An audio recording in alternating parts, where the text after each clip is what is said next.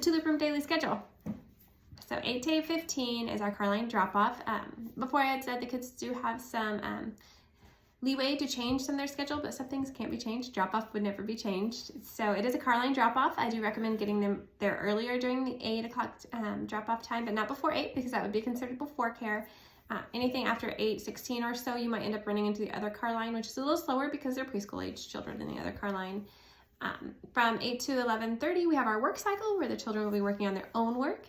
And then also they will get pulled out of that to do small group lessons. So groups of about 5, maybe 6 children. Maybe one day they're having a lesson on math concepts. Maybe another day it's language. Just depends on the day of the week.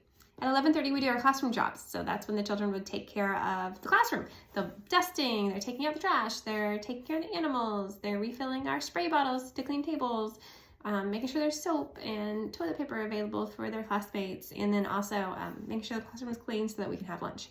And then it's usually about, so 11:45 to 1. So it's usually about 12 by the time they do finish eating lunch. And then we do start working on going outside. But if they take a little longer, that's okay. And that's why we have our lunch and outside time kind of combined like that.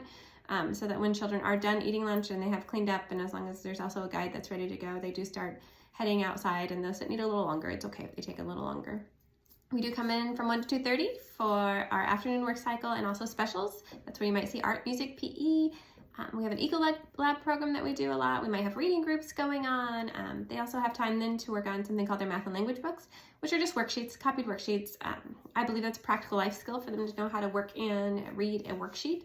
And so they do practice those in the afternoons as well. And then they have additional work time to work on their choice of work or maybe work they have left over from the morning. From 2:30 to 3, we have our whole group line time. During that time, we would give shout outs. So we might appreciate something that happened during the day or a certain person during the day. And then the children have presentations they might present. And we, as a group, read from a book. So a guide would be reading a chapter out of a book that we're all reading together. And then from 3 to 3:15 is Carline again.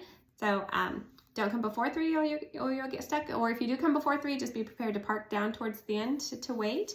And then you'll want to be there no later than 3:15 because 3:16 you're going to be stuck in the next car line because we are sandwiched between 2 car lines. So make sure you're there in that window, and I recommend earlier in the window rather than later. And if you have any questions, you can just let us know.